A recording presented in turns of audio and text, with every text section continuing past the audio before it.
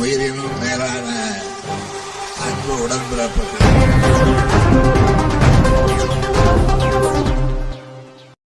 தூத்துக்குடி தொகுதியில் திமுக வேட்பாளர் கனிமொழிக்கு வெற்றி சான்றிதழ்.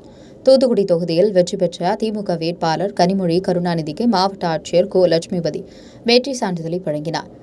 தூத்துக்குடி மக்களவைத் தொகுதியில் திமுக சார்பில் கனிமொழி, அதிமுக சார்பில் சிவசாமி வேலுமணி, தமிழ் மாநில காங்கிரஸ் சார்பில் STR விஜயசீலன், நாம் தமிழர் கட்சி சார்பில் ராவ்னா ருத்ஜெனி உட்பட 28 வேட்பாளர்கள் போட்டியிட்டனர்.